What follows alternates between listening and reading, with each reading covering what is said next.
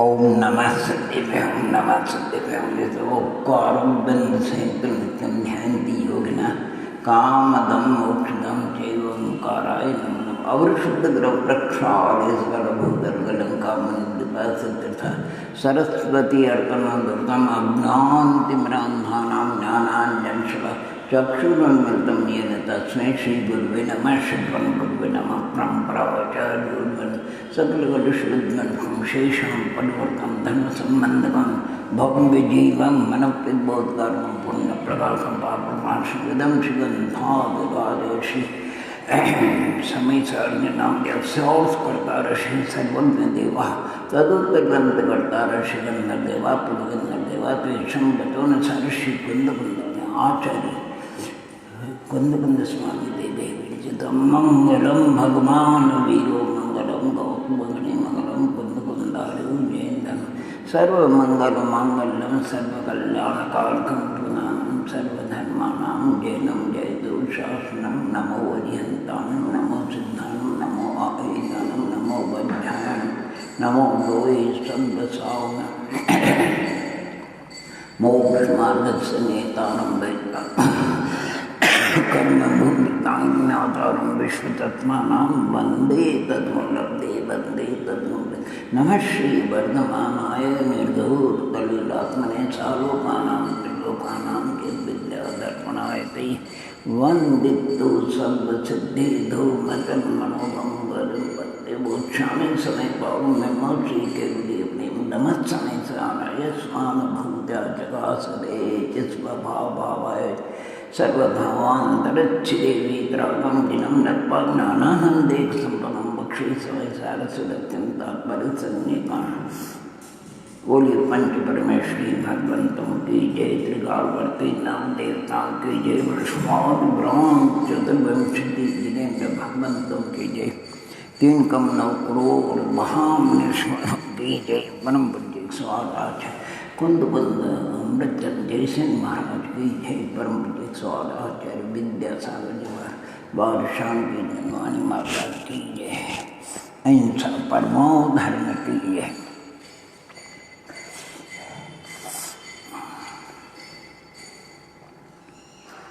जैसे लौकिक में कॉलेज है, स्कूल है, विद्या मंदिर है, अपनी अपनी योग्यता के अनुसार विद्यार्थी कक्षा के क्रम से प्रथम कक्षा से लेकर के केजी से लेकर के एमए LLB वगैरह जो भी है, चाहे वो धार्मिक हो, न्याय संबंधी हो, व्याकरण संबंधी हो, कोश संबंधी हो, साहित्य संबंधी हो, तो अथा जिसको कहना चाहिए, जिस भक्तात्मा की जैसी रुचि, जैसे अक्षर समित ज्ञान वगैरह हो। कपड़े की अनेक दुकानें होती हैं, जिस भक्तात्मा को जहाँ से अनुकूल लगता है वहाँ से वो अपने अनुकूल कपड़ा खरीद लेता है।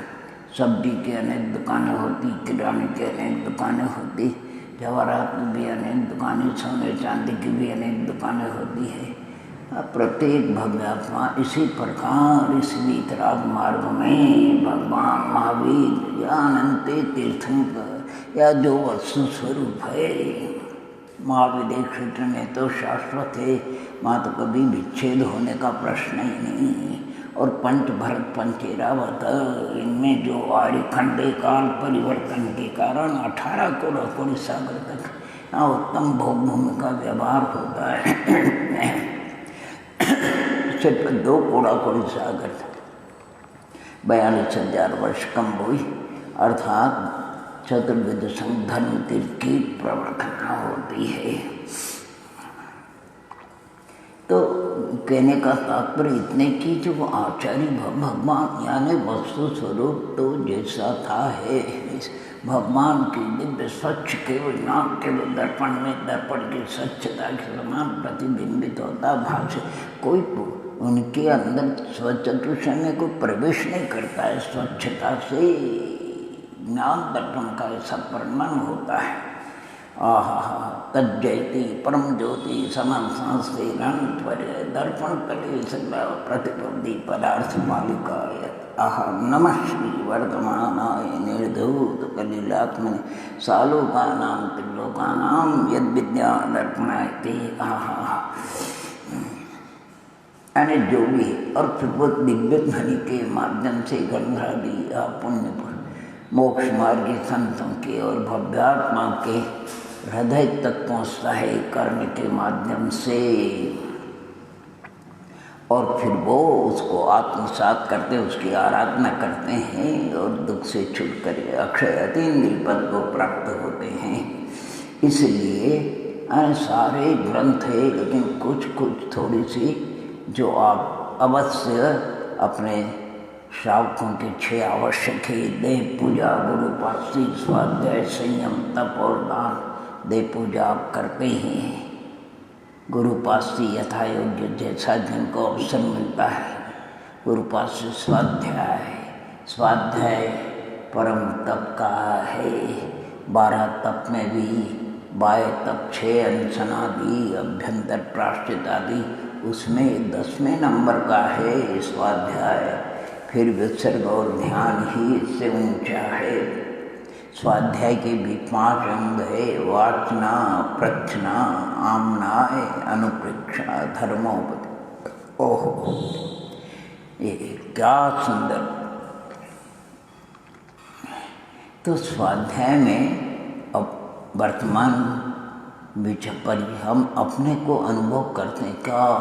पूर्वाचार्य भगवंतों के ज्ञान की अपेक्षा, जिन्होंने प्राकृत और संस्कृत में क्या ग्रंथों की रचना करी हो, अद्भुत और उच्च कोटि के श्रावक सदग्रस्त ओहो विद्वान हुए, उन्होंने क्या उनका अनुवाद किया है देश भाषा में। ओहो, अगर वो देश भाषा में अनुवाद नहीं करता था हम तो बिल्कुल कोरे रह जाते, कुछ भी समझ में नहीं आता। इन्हीं सब संतों का, आचार्य भगवंतों का, विद्वत वर्ग का, उनका बड़ा उपकार है, बड़ा उपकार है। स्वप्न में भी उनके उपकार को विस्मरण नहीं करना, उनको स्मरण करते रहना। सब बिल्कुल अंधेरा था, कुछ भी नहीं मालूम था, ये सब उन्हीं की कृपा का फल है। इसलिए प्रत्येक भव्यात्मा को कम से कम आप कुछ नहीं तो देखो, समय सार ग्रंथादिराज अद्भुत। मैंने 11 समय सार का उल्लेख किया था, यानी अपने भावों से समय पाहुर, समय पाहुर, समय प्रावृत, आत्मख्याति, आत्मख्याति, तात्पर्यवृत्ति टीका, तात्पर्यवृत्ति, समय सार नाटक, समय सार नाटक, छाड़ा, सकल न्याय की स्तुति, हूँ स्वतंत्र निश्चल निष्काम ज्ञाता दृष्टा तुम मेरी भावना, फिर हूँ स्वतंत्र निश्चल निष्काम सहजानंदी, सहजानंदी शुद्ध स्वरूपी अविनाशी में आत्मस्वरूप शुद्ध चिद्रूपो हम, शुद्ध चिद्रूपो हम, सोहम।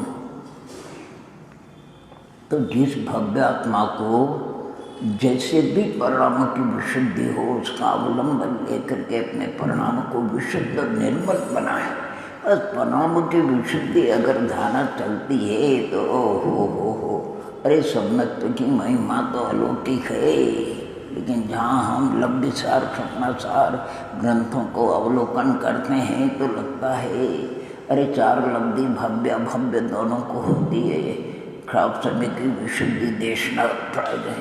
अरे करण लब्धि का 3 आधा करण अपूर्ण, एक जीव की अपेक्षा तो अपूर्व ही करण है। अंतर्मूर्त तीनों का काल भी अंतर अध पर्वत से अपूर्वन का काल और अपूर्वन से अनिवृत्ति का काल, और जितने समय उतने ही परिणाम, और प्रति समय से उत्तर समय का परिणाम अनंत उन्हीं विशुद्धि को लिए होता है।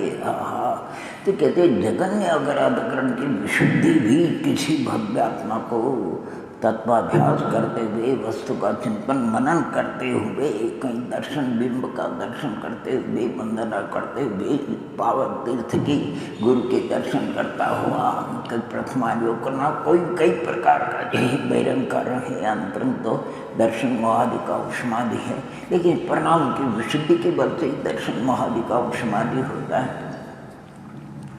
तो जगन्य भी अगर विशुद्धि किसी भव्यात्मा को प्रकट हो गई तो बस उसका अनंत संसार पंच परावर्तन समाप्त। वो भी अर्धपुद्गल परावर्तन साधी मिथ्यात्व का फल है, सम्यक से छूट जाने का फल है। अगर सम्यक बना रहे तो 15 भाव का अधिक से अधिक 15 भाव का उल्लंघन नहीं करता है। देव के माने मनुष्य के 8 भाव, देव के 7 भाव, इस प्रकार।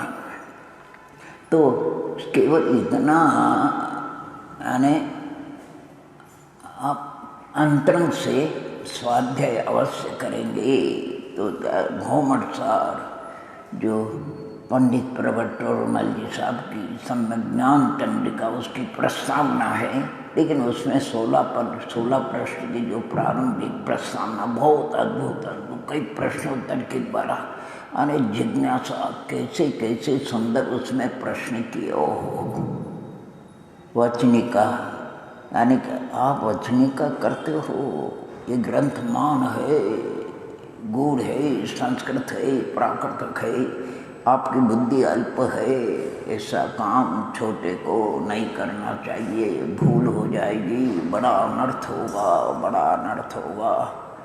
आहा क्या क्या उन सब जिज्ञासाओं का समाधान किया उन्होंने। अरे शब्द का पक्षपाती, व्याकरण का पक्षपाती, अरे पंडिताई, न्याय तर्क शास्त्र का पक्षपाती, हो धन का पक्षपाती, भोगों का पक्षपाती, प्रथमानियों का पक्षपाती, चरणानियों का पक्षपाती और द्रव्यानियों का पक्षपाती। ओहो क्या गजब का समय पक्षपाती हो समय, क्या गजब का उस प्रस्तावना का आप अवश्य अवलोकन करेंगे।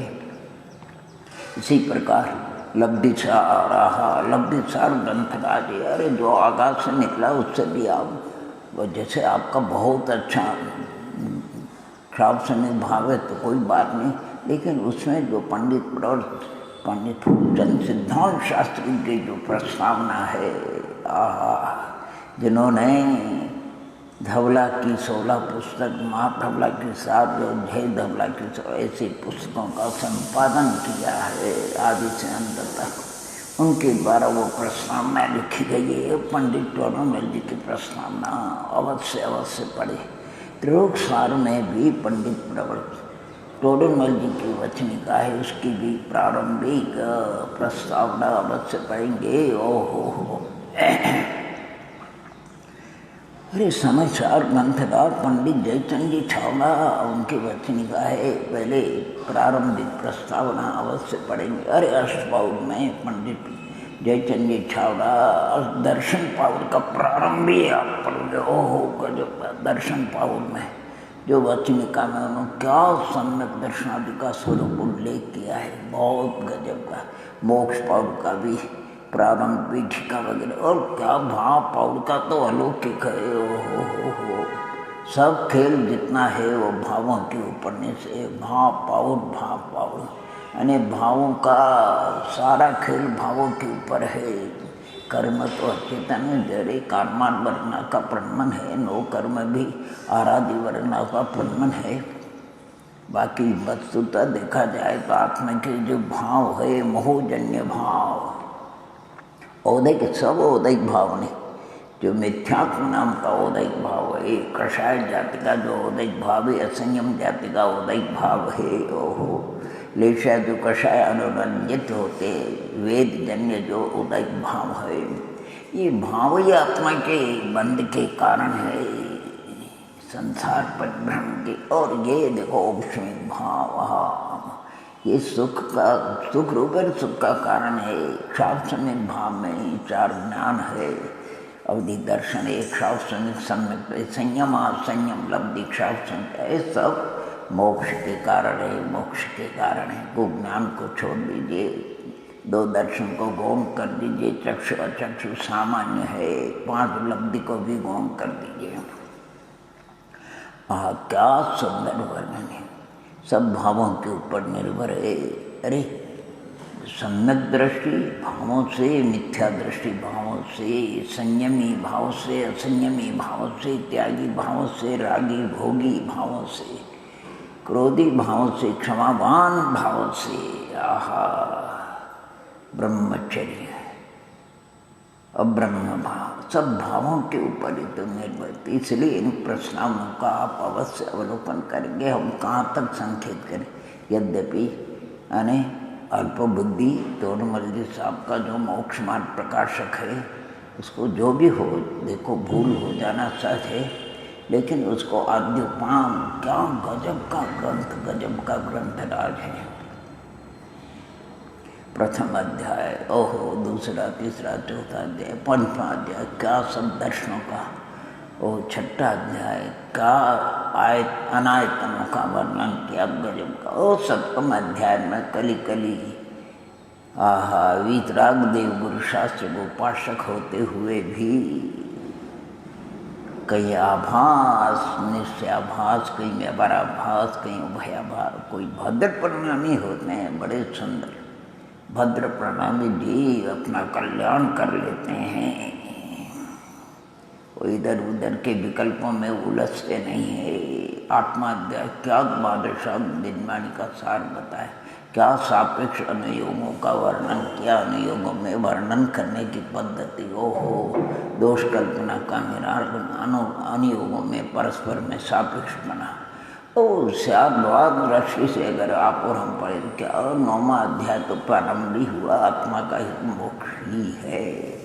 संसार अवस्था में भी जो भी है वो रागादि की कमी से अच्छा लगता है। अभी संगम दर्शन का वर्णन भी पूर्ण, और एक रहस्यपूर्ण चिट्ठी वो भी अद्भुत गजब की है। और उन्होंने स्पष्ट किया कि भाई आगम और अध्यात्म, आगम घूमट सरादि में है, अध्यात्म का समय सरादि में है। कुछ जानने में आया, सब लिखने में आता नहीं। इसलिए सभी भव्यात्मा को ग्रंथराजों का अवलंबन लेकर के अध्ययन मनन पठन करना चाहिए। अरे ब्रह्मचारी शीतल प्रसाद जी ने क्या कमाल का काम किया है, सत सुख साधन ग्रंथ, ओहो, अरे एक ही ग्रंथ पर्याप्त, ओहो, उसमें जितने अधिकार, क्या गजब के अधिकार, 9 अधिकार है। संसार का क्या स्वरूप, चतुर्गति का पंचपरा, शरीर का क्या अद्भुत वर्णन किया उन्होंने, और भोगों का, क्योंकि संसार शरीर भोगों से विरक्त तो होना है। और फिर ओहो, एकत्व माने सहज सुख किसको कहते हैं, एकत्व विभक्त भावना का सहज सुख का साधन, और विस्तार से फिर सम्यक दर्शन, सम्यक ज्ञान और सम्यक त्याग का कई आचार्य भगवंत ग्रंथों का आधार लेकर के, कई विद्वानों के छंदोबद्ध, जैसे बनारसी दास जी, भैया भगवती दास जी, ज्ञानत्राज जी वगैरह, उनका अवलंब लेकर के एक अद्भुत स्वाध्याय। हम तो कुछ कह नहीं सकते हैं। मनोज जी वर्णी, उन्होंने विद्यार्थी जैन धर्म शिक्षा, अध्यात्म शास्त्री, कई ग्रंथों का है। ओहो हो, किन किन ग्रंथों का हम आपको उल्लेख करें। सहजानंद सोपान, अध्यात्म सोपान, निश्चय धर्म मनन, ओ ब्रह्मचारी शीतल प्रसाद। और पंडित दौलत राम जी का छड़ाना क्या है, गागर में सागर है, गाइड का काम करता है। ओहो, ब्रद्रव से द्रव्य संग्रह, आचार्य भगवंत का, ओहो, ब्रह्मदेव की टीका, क्या अद्भुत वर्णन, जो पढ़ते पढ़ते यानी संसारित अधिकार का जहाँ वर्णन आता है, वहाँ पूर्वी जलते हुआ ये गाथा दी, उसमें समनामना, और फिर तीसरी गाथा, उसमें मक्कन गुंट्राणी 14 सब। हाँ, कहते हैं ये 2 गाथा और तीसरी गाथा के 3 चरण, ओहो, धवल महाधवल जय धवल का प्रावृत रेखा सार, प्रावृत माने समय सारजी, प्रवचन सारजी, पंचाश्री का। अरे 3 गाथाओं में उन्होंने प्रथम शुद्ध स्कंद परंपरा, द्वितीय शुद्ध स्कंद परंपरा, ओहो, इसी प्रकार उन्होंने 7 तत्वों का यानी पुण्य पाप से 9 पदार्थों का वर्णन करते हुए जहाँ भाव संबर का वर्णन किया, ओहो, यानी गुप्ती, समिति, धर्म, अनुप्रेक्षा, जरा अनुप्रेक्षाओं का उन्होंने गजब का वर्णन कर दिया। हो सब पूरा 3 लोक का बहुत, और फिर संकोच करते हैं कि ये अध्यात्म ग्रंथ है, आपको विशेष जानना है तो लोक विभाग से, त्रिलोक सार से, त्रिलोक प्रज्ञप्ति से, हरिवंश पुराण आदि से, जम्बूद्वीप आदि से जान लेना। क्या गजब का हो। 56वें नंबर की गाथा है द्रव्य संग्रह माँ चिट्ठा माँ जंपा माँ चिंतक। ओहो, अरे जो अपन चर्चा करते जरा वहाँ अभेद रत्नत्रय निर्विकल्प समाधि शुद्धोपयोग शुक्ल ध्यान, इनके पर्यायवाची शब्दों का वर्णन किया है। कितने पर्यायवाची शब्द दिए, ओहो, सारा भ्रम दूर हो जाए। उसी का नाम समय सारे आत्मख्याति है, उसी का नाम निश्चय षडावश्यक है, निश्चय चतुर्विध आराधना है, वही परम शुक्ल ध्यान है, वही कारण परमात्मा तक बतलाया। ओहो, वही ब्रह्म, ओहो, अद्भुत वर्णन है। केवल ज्ञानादि की उत्पत्ति का वही कारण है, बीज है। बहुत कुछ वर्णन, अरे सब कुछ वर्णन किया हुआ है। कई प्रश्न आया, अध्यात्म किसे कहते हैं? अध्यात्म, अरे रागत विश्रित परिणति का नाम अध्यात्म है। अर्थात अनंतान बंदी अप्रत्यक्षान प्रत्याख्यान और संग्रह के रग, इस प्रकार का अगर विचार करे तो ध्यान में बाद में गुणस्थान। लेकिन अध्यात्म ग्रंथों में माने स्थूल कथन होने से उन्होंने संध्वनि की मंदता होने पर, केवली गम्य रागादि रहने पर भी उनको वीतराग परिणति रागादि से रहित कहा है। क्योंकि वहाँ राग तो है, 10वें गुणस्थान तक सूक्ष्म रूप जिसको कहना है। देखो नहीं, अमृतचंद स्वामी ने पुरुषार्थ सिद्धि पर, ओहो, जितने अंश में चतुर्थ गुणस्थान से ये सम्यक दर्शन है, सम्यक ज्ञान है, सम्यक आचरण है, और फिर संयम और संयम, फिर इसके बाद जो भी वृद्धि होती जाती है, जितने अंश में उतने अंश में बंध नहीं, और जितने राग तो उपलक्षण है, जितने अंश में राग है उतने अंश में बंध है। और क्या सुंदर वर्णन, देखो उपचार वर्णन, व्यवहार वर्णन को भी समझना और परमार्थ को भी समझना, उन्होंने कितना सुंदर समझाया। यानी शंका और जिज्ञासा प्रकट करी, रत्नत्रय बंध का कारण नहीं तो सम्यक्त्वं च, सम्यक्त्व को देवा बंध का कारण बताया, और संयम चारित्र को आहार शैली आहारकांग का। तो कितना समाधान किया उन्होंने। ओहो, अरे सम्यक्त्व तो परमार्थ से बंध का कारण नहीं, चाहे वो औपनिषद समीक्षायिक हो, लेकिन उसके साथ में जो प्रशस्त राग होता है वो बंध का कारण है। उपचार से सम्यक्त्व को भी बंध का कारण कहते हैं। इसी प्रकार संयम के साथ में प्रबंध दशा में जो प्रशस्त राग होता है उससे आर्षलिनांगोपन का बंध होता है। उपचार से रत्नत्रय को भी बंध का कारण कहा है। ये उपचार कथन है, परमार्थ अलग है। क्योंकि 6ठे गुणस्थान से 10वें तक दो धारा चलती है, मोक्ष मार्ग की धारा और बंध की धारा। मोक्ष मार्ग की धारा माने ज्ञान धारा, वृद्धि को प्राप्त हो जाती है, और राग की धारा क्षीणता को प्राप्त होती, घटती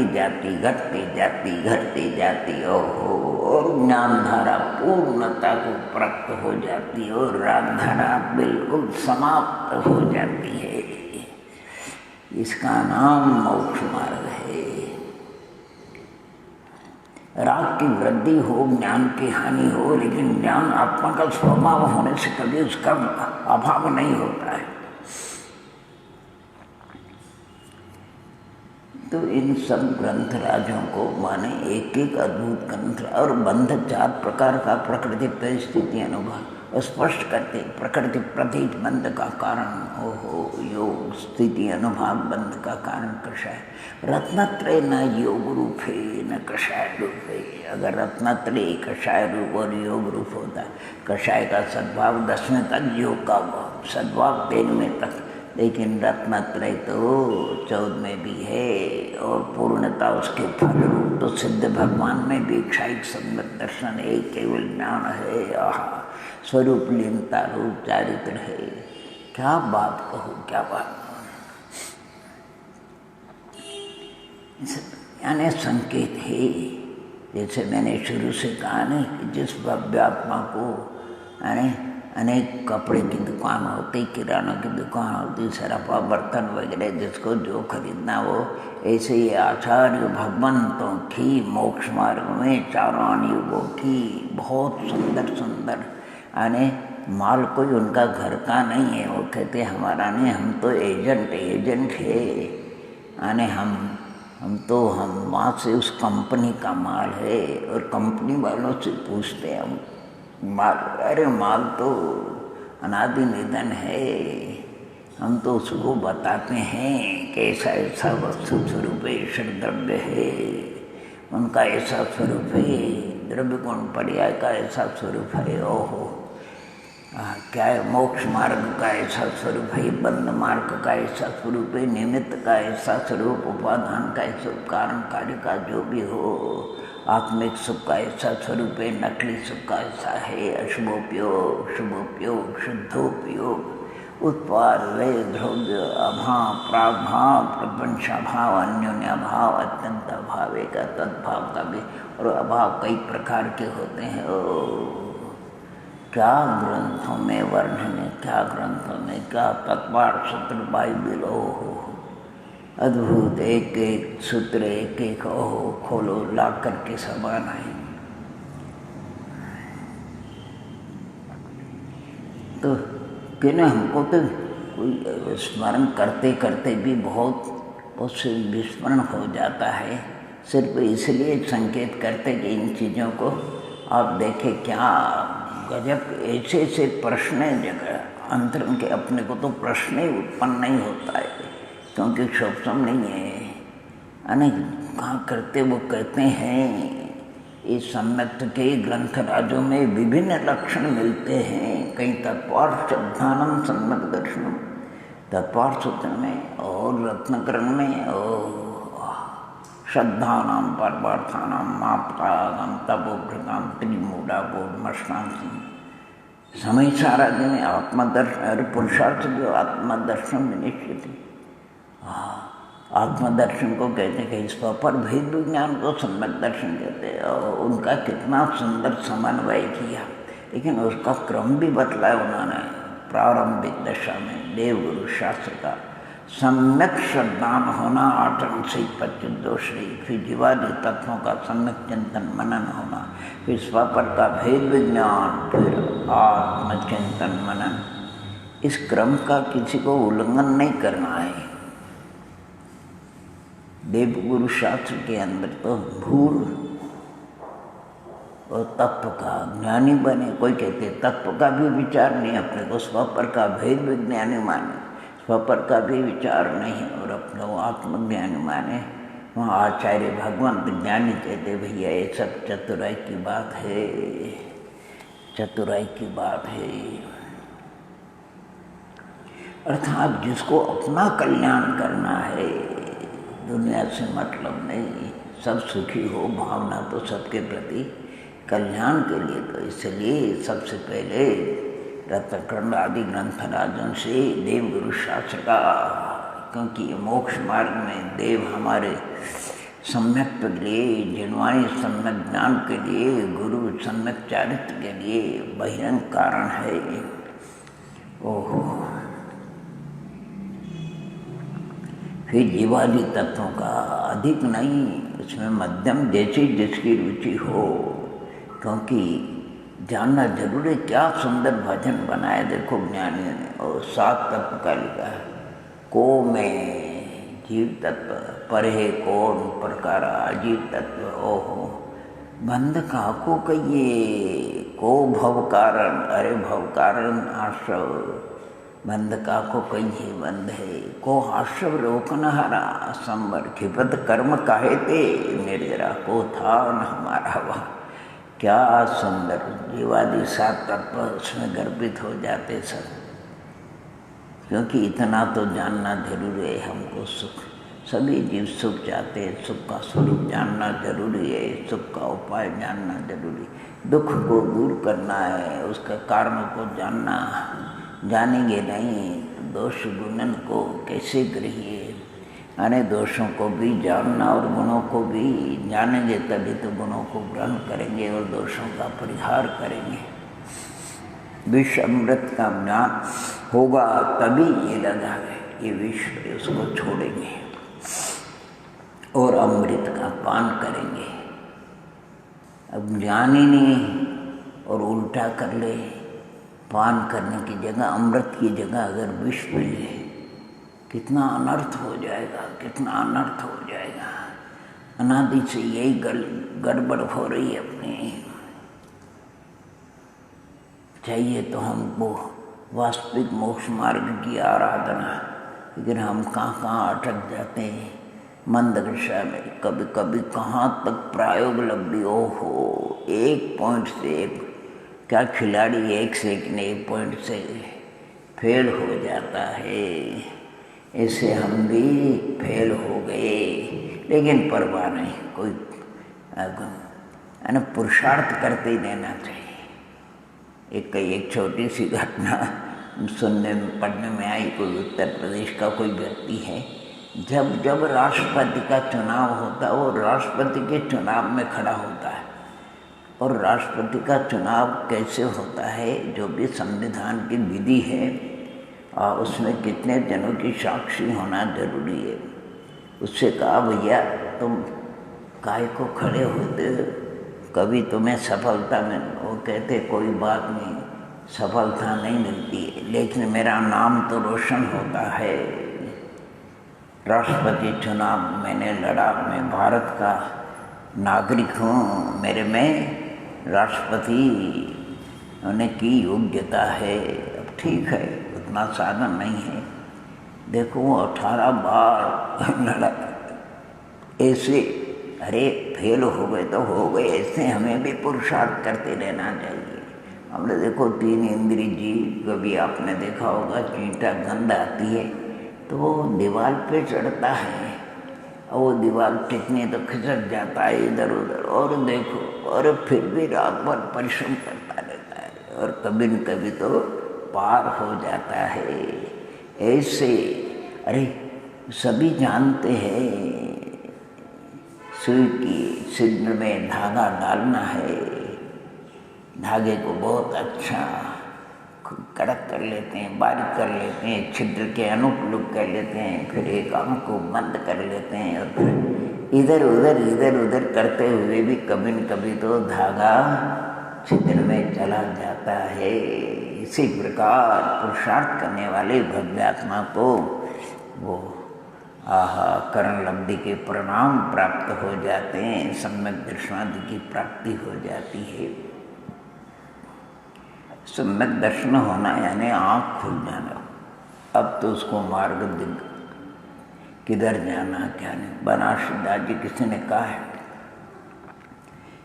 समुद्र गहरा है, उसमें तल में कोई व्यक्ति है, किसी मछली वगैरह ने उसको धक्का दे दिया है, धीरे धीरे वो ऊपर उठ रहा है, ऊपर उठ रहा है, अभी जल की सतह पे भी नहीं आया है। ऐसे निगूढ़ से जीव पृथ्वी का आदि से फिर 2 इंद्रिय 3 इंद्रिय 4 इंद्रिय असंगी 5 इंद्रिय जल शरीर में ओहो यूँ करते करते करते पंचंगी पंचेंद्रिय पर्याप्त जागृत अवस्था साकार उपयोग हो।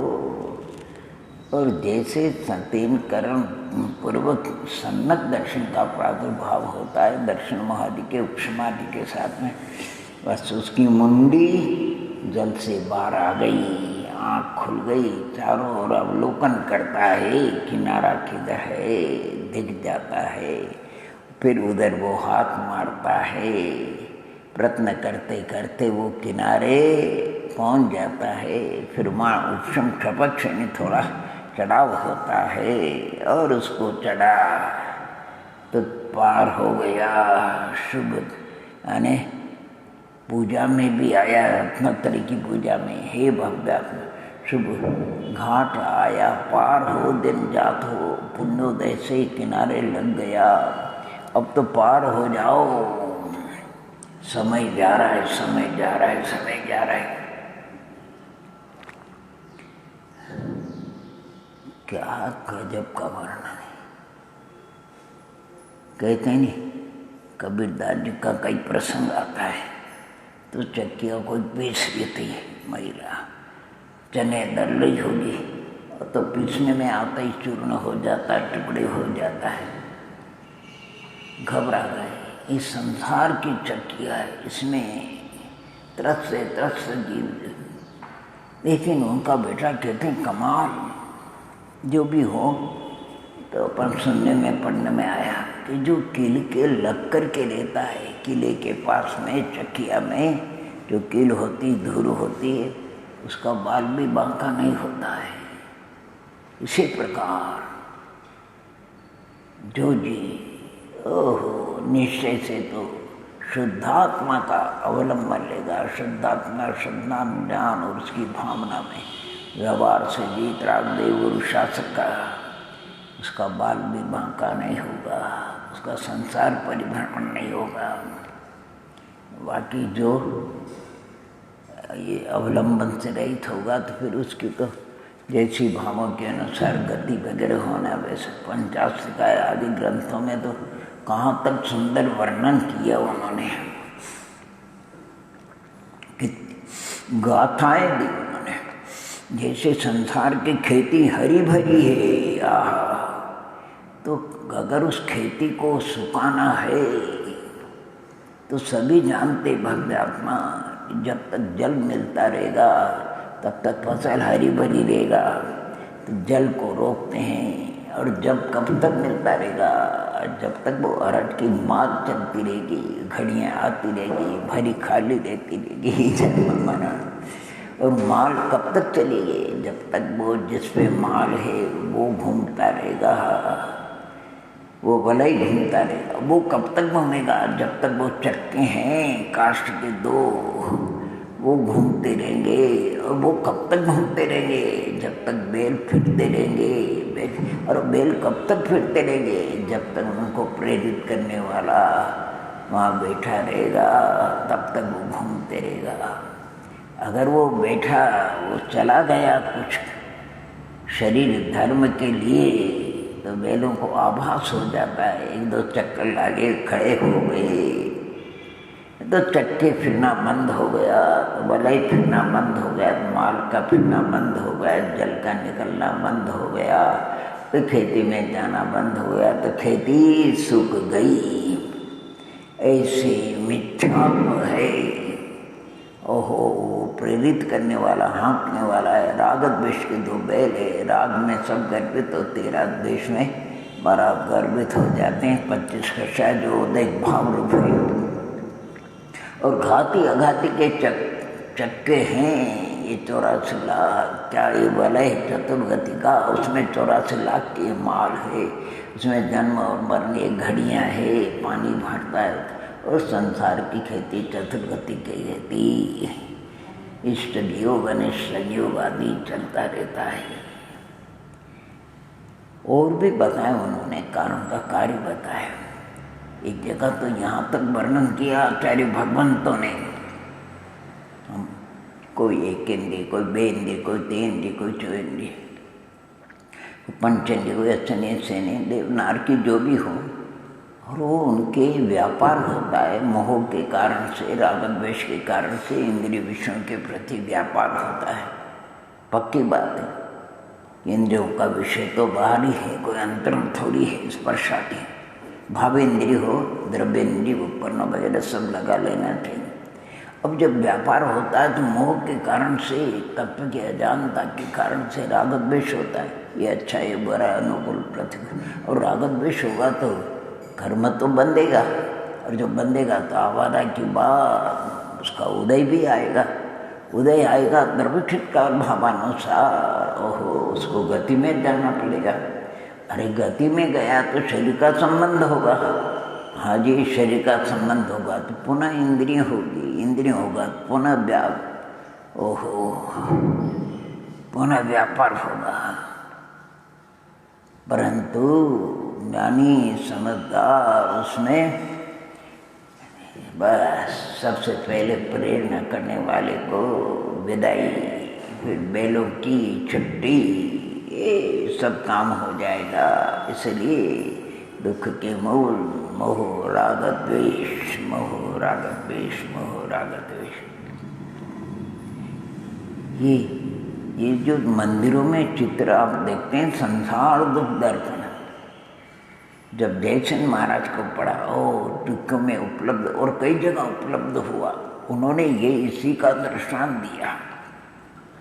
किसी जिज्ञासु ने प्रश्न किया कि भगवान इंद्रियजन्य संसार में सुख कितना और दुख, अरे आत्मिक सुख की बात नहीं, इंद्रियजन्य सुख कितना, और तो वो संसार दुख दर्पण वृक्ष का चित्र बनाया है। जड़ें हैं, व्यक्ति जड़ों को पकड़ करके लटक रहा है, ऊपर देखता है, मधुमक्खियों का छत्ता है, कहीं से एक मधु की बूंद उसके जीवा को स्पर्श कर लेती है। चूहे हैं सफ़ेद काले, जड़ों को काट रहे हैं, मधुमक्खियाँ, हाथी है वो वृक्ष को हिला रहा, सूंड पकड़ करके मधुमक्खियाँ उड़ रही है, चारों ओर उसको चिपट रही है, काट रही है। नीचे अंधकूप है, चार गति है, निगोद है, ओहो इधर विमान है, विमान में विद्याधर उसका पति अर्थात रत्नत्रय का विमान है, जिनमानी माता है, निर्ग्रंथ गुरु वगैरह है। करुणा आती है, उसको कहते हैं हे भव्य आ जाओ, आ जाओ, तुम्हें अपने अभिष्ट स्थान पर हम पहुँचा देवे।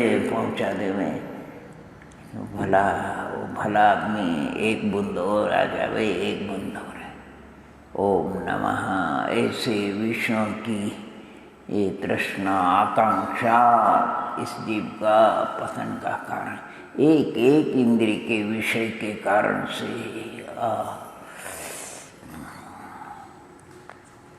स्पर्श इंद्रिय के विषय के कारण से। ओहो उपेंद्र हाथी सरिका जी जीवन प्रंत बोझात होता है, अंकुश खाता है। अगाध जल में विचरण करने वाली मच्छ आदि उस रक्षा इंद्रिय के वशीभूत होकर के प्राणांत हो जाती है, काष्ठ को छेद करके निकल जाता है, वो घ्राणेन्द्रिय के कारण प्राणांत हो जाता है। आकाश में विचरण करने वाले ओहो चक्षु इंद्रिय के विषय से जल करके राख हो जाते हैं। कर्ण इंद्रिय के विषय हवा से बातें करने वाले हिरण आदि, जो पंचेंद्रिय के विषयों के वशीभूत होता है उसके तो भगवान सर्वज्ञ परमात्मा या वो खुद जाने, कौन कह सकता है। आत्मा के अहित करने वाले कोई है तो विषय और कषा है। स्तुति में भी आप और हम पढ़ते हैं आत्म के अहित विषय कषा, इनमें मेरी परिणति न जाए। एक दूसरे के पूरक है, कषाय से विषय में और विषय से भी कषाय का प्रादुर्भाव होता है। स्तुति में कितनी अच्छी भावना, मेरे रचा कछुओरेश, हे प्रभु देवादिदेव मुझे अब कोई इच्छा नहीं, केवल एकमात्र प्रशस्त भावना है रत्नत्रय की निधि। जैसे आपको प्रकट हुई पुरुषार्थ से, वैसे हमको भी पुरुषार्थ से हमारी आत्मा में वो निधि प्रकट हो जाए। वो हमारी निधि किसी पर की निधि नहीं, एक बात प्रकट हो गई वो साधी अनंत काल के तक उसका फिर अनुभव करो। तो इन ग्रंथ राजों का जो सार है, मर्म है, कोई भी ग्रंथ राज ले लीजिए, मिश्री है, सभी भव्यात्मा जानते हैं। मिश्री जिधर से चखो उधर से मिष्ट, ऊपर दाएं बाएं आजू बाजू मध्य किधर से भी मिश्री। ऐसे ये जिनवानी माता चार अनयोग रूप परम अमृत मिश्री है, जिधर से भी हम इसको श्रवण करेंगे, पठन मनन चिंतन करेंगे, मधुर मिष्ट और ऐसी ऐसी औषधि, ऐसी रासायनिक की जो जन्म मरण जरा अनंत काल से जो बीमारी लगी है वो साफ हो जाएगी, दूर हो जाएगी, सदा काल के लिए निरोग हो जाएंगे, अशरीरी हो जाएंगे। शरीर ही नहीं रहेगा तो शुद्धादि का प्रश्न नहीं। सिद्ध भक्ति में आचार्य भगवंत कहते, हे भगवान, आपको श्रृंगार आदि की आवश्यकता नहीं। श्रृंगार आदि जो तो कुरूप होता है उसको जरूरत पड़ती है। प्रभु, आपको भोजन आदि की आवश्यकता नहीं। क्षुधादि की बीमारी होती है उसको भोजन आदि की आवश्यकता है। प्रभु, आपको निद्रा आदि का दोष नहीं है कि जिसको निद्रा की बीमारी होती है उसको निद्रा लेनी पड़ती है। क्या गजब का वर्णन करते हैं प्रभु। यानी आपको इनका किसी चीज की आवश्यकता नहीं। आपको तो आत्मिक आत्मा से उत्पन्न स्वाश्रित, ओहो, पराश्रित नहीं है, शाश्वत रहने वाला, शादी अनंत काल तक रहने वाला, इसमें किसी प्रकार की हानि वृद्धि नहीं होती है, बाधाएं नहीं आती है, परावलंबी नहीं है, कर्माधीन नहीं, किसी उपकरण के अधीन नहीं। ऐसा आत्मिक सुख, अक्षय अतीन्द्रिय सुख, क्या उसकी अद्भुत महिमा है। सिद्धों का सुख सिद्ध के समान ही है। अनंत जानते हैं लेकिन उस सुख का अनंत सुख का तो अनुभव करते हैं। सिद्धों के सुख को जानते हैं लेकिन अनुभव नहीं है। अनुभव कब होगा? जब वो प्रकट हो जाएगा, पर्याय में व्यक्त हो जाएगा, तब वो केवल ज्ञानी है, अनंत सुख है, अनंत सुख का अनुभव कर रहे हैं। सिद्ध भगवान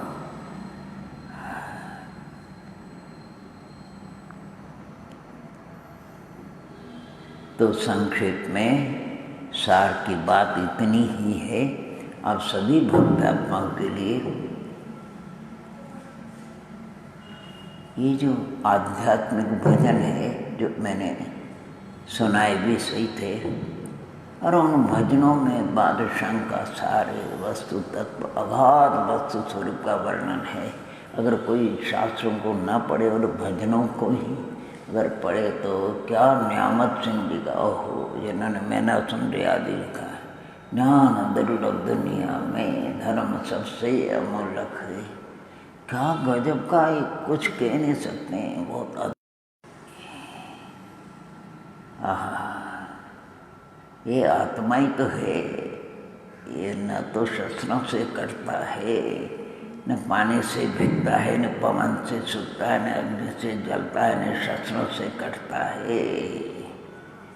ऐसा आत्मा अद्भुत अखंड असंख्यात ऋषि ज्ञाता दृष्टा जिसका स्वभाव है।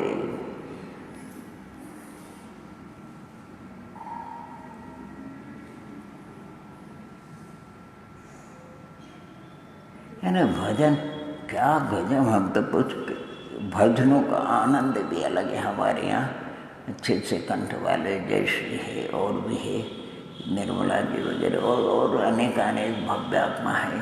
एक राजेंद्र जी करके, उनको बहुत भजन बोलने का बहुत शौक है। लेकिन जो प्राचीन कवियों के भजन है, गजब का गजब के भजन नहीं है। हम तो हमको उसमें दिखता है प्रवचन सार दिखता है, पंचाक्षिकाय दिखता है, जीवकाल कर्मकांड सब दिखता है। ओहो, अरे नंदीश्वर जी विधान, कोई भी विधान ले लो आप, 52 अलग अलग पूजा है, प्रत्येक पूजा की जयवाल क्या सुंदर वर्णन है। अरे उस पूजाओं की जयमाल पढ़ो तो भी जीवकांड समझ में आ जाए, कर्मसार लब्धि सार क्षपना सार आ जाए, तत्वार्थ सूत्र आ जाए, भाव दीपिका सब कुछ। ओहो, शावक धर्म और मुनि धर्म, ओ सदा का पुरुष, क्या कृत्रिम जनाल है। गजब का गजब का है। ये पूजाएं नहीं है, शास्त्र ही है। अद्भुत अद्भुत है। किन किन के विषय में हम आपको कहें, बहुत अद्भुत वर्णन है। तो एक ग्रंथ एक सदे, ऐसी कहावत भी, एक सदे सब सदे, सब सदे। एक की अपनी शक्ति अल्प, एक की साधना करना चाहिए। पूज्य वर्णी जी, गणेश प्रसाद जी जब वो ब्रह्मचर्य अवस्था में थे उस समय उनकी धर्म माता चिनोजा माता वो एक बात कहती थी, बेटा एक काम प्रारंभ करो और उसको पूर्ण करो तो उसका फल मिलेगा। 10 काम भी प्रारंभ कर दिए और एक को भी पूर्ण नहीं किया तो फल मिलने वाला नहीं। अगर हमको भूमि से जल को प्राप्त करना है तो 10 जगह 1-1, 2-2 हाथ हम खोद देंगे, कुछ लाभ नहीं होगा। एक ही जगह हम 10, 20, 40 हाथ को अगर खोदेंगे तो हमको जल की उपलब्धि हो जाएगी। एक साधना करनी और ऐसे लगन से करनी, एक लगन से करनी सब सिद्धि हो जाए। तो एक साधना मतलब अपने शक्ति अल्प है, ग्रंथों का जिनमानी का अभाव बार नहीं, अल्पायु है, बुद्धि दग्ध है। अरे इधर पढ़ो इधर विस्मरण हो जाए, इधर पढ़ो इधर भूल जाते हैं। प्राकृत का इतना अच्छा ज्ञान है, संस्कृत का भी इतना नहीं। संस्कृत पढ़े उसका प्रत्येक का अभ्यास होना जरूरी है। जिसका भी अभ्यास छोड़ दो सब बराबर हो जाता है। कितने ग्रंथों को रट करके कंठस्थ किया और उनका पुनः कहने पाठ नहीं करे, आमनाय के अनुसार उनका उच्चारण नहीं करे तो सब विस्मरण हो जाता है। इसलिए जिन भक्तात्मा को जिससे भी जरूर इन भजनों का भी अवलोकन करेंगे, इन ग्रंथराजों की विद्वानों के द्वारा लिखित प्रस्तावना का भी अवश्य पठन मनन चिंतन करेंगे और जिनकी विशेष बुद्धि है वो अच्छे संस्कृत प्राकृत के द्वारा यानी गुरु माने संतों की वाणी को आत्मसात करके और शीघ्र से शीघ्र संसार में बहुत भीड़ भाव है, छूटने का मतलब उपाय यानी बहुत। देखो अगर अपन संसार से पुरुषार्थ करके छूट जाएंगे, कई मान लो उदाहरण है, ट्रेन है, पैसेंजर है, बड़ी भीड़ है और कोई ऊपर चढ़ना चाहते तो अंदर वाले क्या कहते, भैया कहाँ खड़े रहोगे, खड़े रहने की जगह नहीं, पैर रखने की कहाँ माथे पे बैठोगे। अरे भैया दादा सब देख लिया, बड़ी मुश्किल से चढ़ जाते हैं, धीरे धीरे खड़े हो जाते हैं, सामान भी हाथ में उठा रखा है। तो भाई साहब आपको कहाँ उतरना है, ये अगले स्टेशन उतरना है। अच्छा लगता है यानी ऐसे इतनी भीड़ भाड़ है संसार में, सब तरफ से दुखी है, जगह नहीं है। जैसे तैसे करके आपको हम तो जा रहे हैं इसी भाव से अगले भाव से, तो रहने वालों को भी बड़ी शांति आनंद आता है, भीड़ कम हो तो भावना ऐसी भागते है कि सब जीव सब सिद्धत्व को प्राप्त हो जाए। ये भीड़ अभी देखो, ये कोरोना कौन सा बीमारी है, कौन सी छूत की बीमारी है। 3 महीने हो गए जिन मंदिरों के कपाट ताले बंद है। भगवान जीवन में पहली बार ऐसा दृश्य देखने में आ रहा है। तो भीड़ तो कम हो भीड़ एक मंदिरों का अक्सर करके भव्यात्मा दर्शन पूजन अभिषेक वगैरह के लिए विधि विधान और संतों का उपदेश तो और आराधना दान में इकट्ठे तो होते ही, इकट्ठे नहीं होना, सब कुछ थोड़ा थोड़ा चालू हो गया। अभी मंदिरों का कोई दर्शनों का जो भी योग है, तो संसार में भीड़ इतनी भीड़ है, जो भी जाए तो रहने वाले भी सुखी रहेंगे, क्योंकि उनके निमित्त से फिर किसी जीव को बाधा नहीं होगी। कहते नहीं कहीं ऐसा बताया कि निर्ग्रंथ मुनि रात ध्यान कर रहे थे, 6 अलग अलग अपने गुफाओं में बैठ करके ध्यान कर रहे थे। तो कहते हैं एक दूसरे का उपकार कर रहे थे, क्योंकि सब अपने अपने ध्यान में मग्न थे, किसी को किसी के द्वारा बाधा नहीं। अगर कोई बोलता है तो अन्य को बाधा पहुँचती है। इसी प्रकार संसार से अगर परित हो जाए तो बहुत ही अच्छा लगेगा। इन्हीं मंगल भावना के साथ में ओम नमः, ओम नमः, ओम नमः।